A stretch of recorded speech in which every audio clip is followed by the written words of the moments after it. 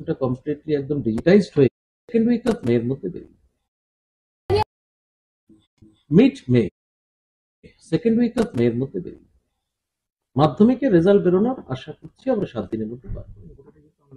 গোটাটাই online, আমাদের এখন গোটা প্রসেসিংটাই ফুল অনলাইন আছে। আমাদের কাছে কনসলিডেটেড রিপোর্ট ইজ ভেরি মানে এক্সাইটিং, ভেরি আমরা খুব উচ্ছ্বসিত আমাদের কাছে যা রিপোর্ট আসছে।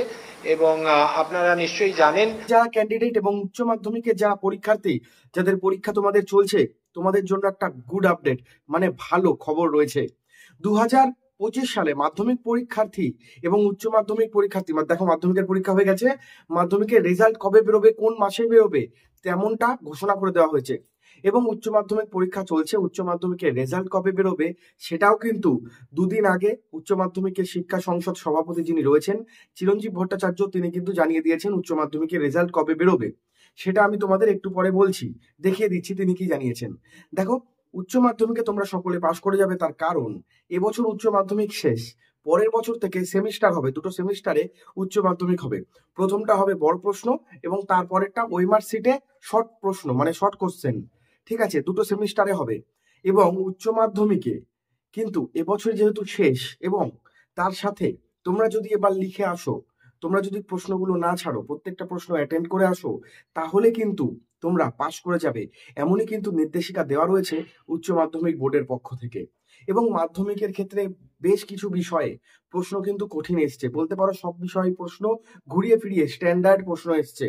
এবং কিছু কিছু প্রশ্নের ক্ষেত্রে কিন্তু কিছু ভুলও ছিল বা সিলেবাসের বহির্ভূত, সিলেবাসের বাইরে এসছে। সেই সমস্ত প্রশ্ন যারা অ্যাটেন্ড করেছো তোমরা প্রত্যেকে কিন্তু নাম্বার পাবে, এমনই কিন্তু মধ্যশিক্ষা পর্ষদ জানিয়েছে। আর থাকা বা না থাকার জন্যে ছাত্র স্বার্থ বিঘ্নিত হবে না, তারা যদি অঙ্কটা ঠিক করে করে। তো আমরা নির্দিষ্টভাবে সেই ইনস্ট্রাকশন দিয়েছি এবং সেইভাবেই খাতা মূল্যায়ন হবে। আমি মাধ্যমিকের খাতা দেখা শুরু হয়ে গেছে ইতিমধ্যেই, উচ্চ মাধ্যমিকের পরীক্ষা চলছে, উচ্চ মাধ্যমিকের রেজাল্ট কবে বেরোবে বলে দিল উচ্চ মাধ্যমিক শিক্ষা সংসদ। এবং মাধ্যমিক পরীক্ষার রেজাল্ট ঘোষণা হয়ে গেল, কবে বেরোচ্ছে মাধ্যমিক উচ্চ মাধ্যমিকের রেজাল্ট তাড়াতাড়ি তোমরা এই ভিডিওতে দেখে নাও। এবং মাধ্যমিকের কিন্তু সব খাতা দেখা শুরু। অ্যাবসেন্ট এবার হয়েছে তারা অনেক সময় কিন্তু মানে অ্যাজ এ কন্টিনিউইং ক্যান্ডিডেট হিসেবে সামনের বছর কিন্তু অ্যাপিয়ার করে।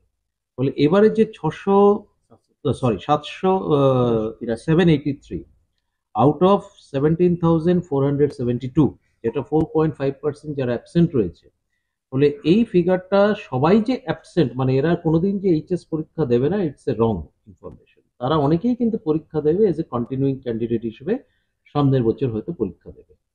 এই সংখ্যাটা গোটা রাজ্যের নিরিখে কত রয়েছে? এক্স্যাক্ট ফিগারটা প্রত্যেক ডিস্ট্রিক্ট থেকে আমাদের এখনই আসে না, আমাদের একটু সময় লাগে কম্পাইলেশন।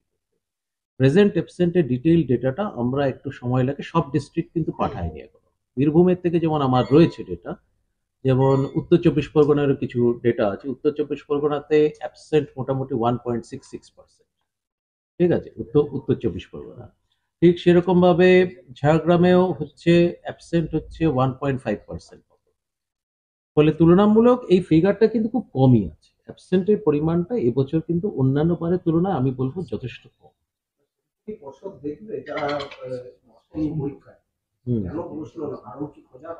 কারণটা খোঁজা আমাদের দায়িত্বের মধ্যে পড়ে না, কারণ তারা অ্যাবসেন্ট রয়েছে, তারা আবার সামনের বার তারা এজ এ ওল্ড ক্যান্ডিডেট হিসেবে, কারণ এখন কিন্তু নতুন সিলেবাস চালু হয়ে যাচ্ছে, 24-25 থেকে নতুন সিলেবাস চালু হচ্ছে, 25-26-এ কিন্তু এইচএস এ নতুন সিলেবাস হবে।